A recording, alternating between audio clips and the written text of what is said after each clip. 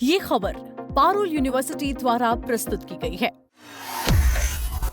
क्या इसरो के बड़े वैज्ञानिक अब देश का साथ छोड़ रहे हैं? एक साल में 100 से ज्यादा वैज्ञानिकों ने अचानक इस्तीफा दे दिया है। गगनयान और चंद्रयान जैसे प्रोजेक्ट्स के डायरेक्टर्स ने छोड़ी नौकरी। वैज्ञानिकों को रोकने के लिए सरकार ने उठाए हैं सबसे सख्त कदम। नमस्कार, मेरा नाम है अंशुल शर्मा और आप देख रहे हैं दैनिक जागरण। भारतीय अंतरिक्ष अनुसंधान संगठन यानी इसरो ने इस वक्त एक बहुत बड़ी खबर आ रही है। इसरो के कई सीनियर साइंटिस्ट और टेक्निकल एक्सपर्ट्स लगातार इस्तीफा दे रहे हैं। इस इस्तीफे को रोकने के लिए भारत सरकार के अंतरिक्ष विभाग ने अब नियमों को बेहद सख्त कर दिया है। भारत के अंतरिक्ष विभाग में इस समय बहुत बड़ी उथल पुथल मची हुई है। इसरो के कई सीनियर साइंटिस्ट और टेक्निकल एक्सपर्ट लगातार अपने पदों से इस्तीफा दे रहे हैं और प्राइवेट स्पेस कंपनियों की तरफ रुख कर रहे हैं।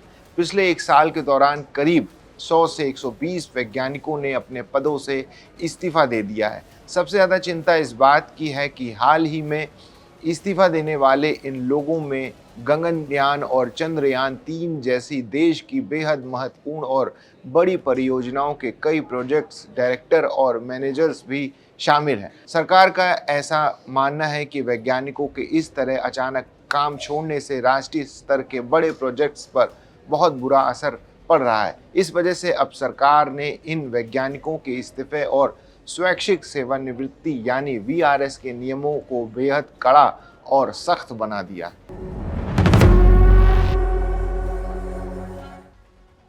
इसरो से वैज्ञानिकों के इस तरह से इस्तीफे को रोकने के लिए भारत सरकार ने 14 जुलाई को एक नया अंदरूनी फरमान जारी किया है।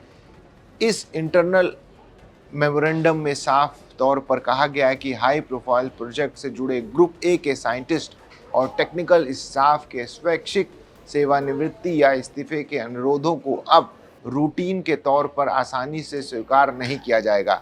अंतरिक्ष विभाग ने चेतावनी दी है कि नौकरी छोड़ने वाले वैज्ञानिकों की संख्या में आई इस तेजी के कारण राष्ट्रीय महत्व की बेहद महत्वपूर्ण परियोजनाओं पर गंभीर असर पड़ रहा है। इसके चलते सरकार ने सभी डायरेक्टर्स को सख्त निर्देश दिए हैं कि जब तक संबंधित स्पेस मिशन पूरी तरह संपन्न नहीं हो जाते तब तक वे अपनी तरफ से ऐसे किसी भी अनुरोध को मंजूरी ना दें।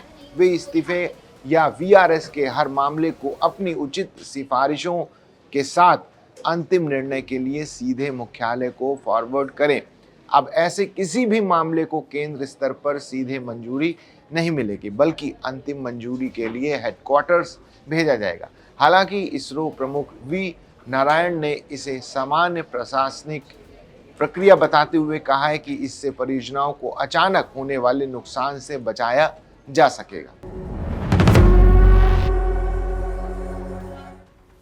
अगर आंकड़ों की बात करें तो भारतीय अंतरिक्ष विभाग ने ये आधिकारिक तौर पर नहीं बताया कि कितने वैज्ञानिकों ने नौकरी छोड़ी है, लेकिन कई सूत्रों का कहना है कि पिछले एक साल में 100 से 120 लोगों ने नौकरी छोड़ दी है।